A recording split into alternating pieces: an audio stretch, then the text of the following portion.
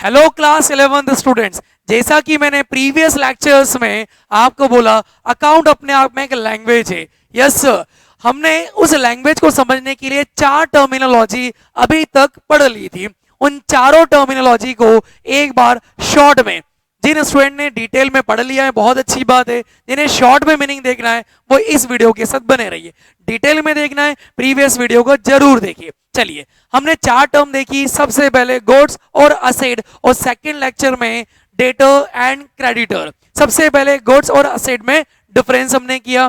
Sir, जब कोई भी बिजनेस पर्सन अपने बिजनेस के लिए कुछ बाय करने जाता है, खरीदने जाता है, परचेस करने जाता है, तो उसका खरीदते टाइम इंटेंशन मैटर करता है। इंटेंशन चेक किया जाता है, उसके ऑब्जेक्ट को देखा जाता है कि वो जो चीज खरीद रहा है, जिस आइटम को परचेस कर रहा है, उस आइटम को परचेस करने के पीछे उसका ऑब्जेक्ट क्या है।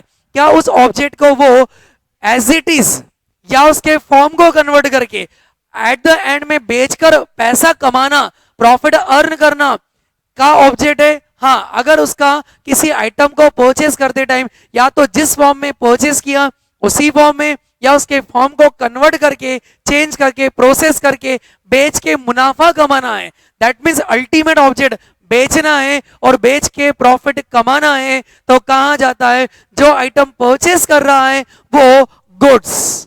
Point clear? ओके। पर जब अपन परचेस करने गए, खरीदने गए, खरीदते टाइम हमारा ऑब्जेक्ट उसे बिजनेस में होल्ड करेंगे, रिटेन करेंगे, होल्ड और रिटेन करके बिजनेस में यूज करके बेनिफिट लेंगे, तो कहा जाता है बिजनेस की असेट है।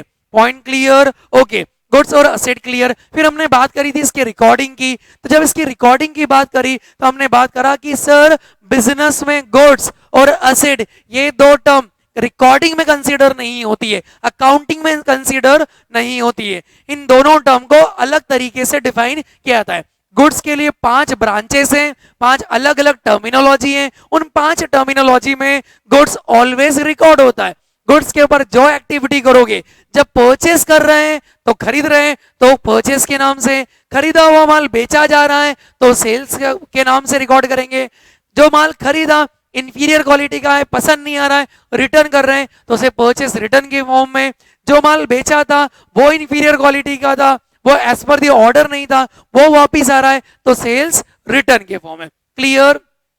इसे रिटर्न आउटवर्ड और रिटर्न इनवर्ड भी कहा जाता है। और last point, stock. Sir, stock क्या होता है? तो स्टॉक ऐसा गुड्स जो हमने परचेस किया और किसी परचेस करने के बाद किसी भी पॉइंट ऑफ टाइम पर जब अपन चेक कर रहे हैं, जितना गुड्स अनसोल्ड हमारे बिजनेस में मिलेगा उसे कहा जाएगा स्टॉक। मतलब गुड्स बिजनेस की बुक में 5 अलग अलग ब्रांचेस में रिकॉर्ड होता है, purchase, sale, purchase return, sales return and stock. Hope so clear.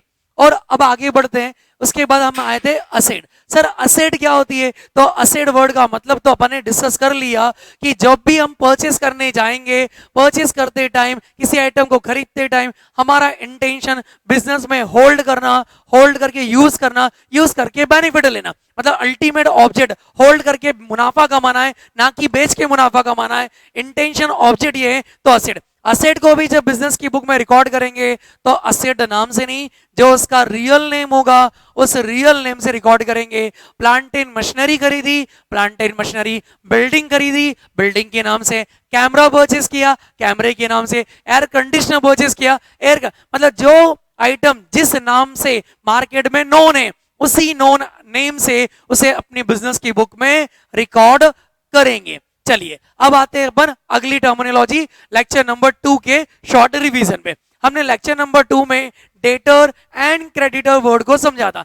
Debtor word का सिंपल मीनिंग अगर बात करें, सर हमारे बिजनेस में बहुत बार ऐसा होता है, बहुत सारी पार्टी को हम उधारी में माल बेचते हैं, उधारी में सर्विस देते हैं, और जिन पार्टी से पैसा अभी तक नहीं मिला है उन पार्टी से अगर पैसा कलेक्ट करने का राइट है तो उन सारे पर्सन को सिंगल टर्म है, उन सारे पर्सन जिन से पैसा कलेक्ट करने का राइट है उन सारे पर्सन को सिंगल टर्म में डिफाइन किया जाता है डेटर्स।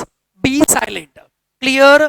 और जस्ट वाइस वर्सा, हमारे बिजनेस में बहुत बार ऐसा होता है कि सर हम बहुत सारे पार्टी से उधारी में सर्विस लेते हैं, उधारी में गुड्स खरीदते हैं, तो बहुत सारी पार्टी को पे करने का ऑब्लिगेशन बनता है। तो जितनी भी पार्टी से जिसे पे करने का ऑब्लिगेशन है, उन सारे पर्सन को सिंगल टर्म में डिफाइन किया जाता है as a creditor. Hope so clear. Debtor मतलब वो सारे पर्सन जिनसे पैसा लेना है, क्रेडिटर मतलब वो सारे पर्सन जिसे पे करने का ऑब्लिगेशन है।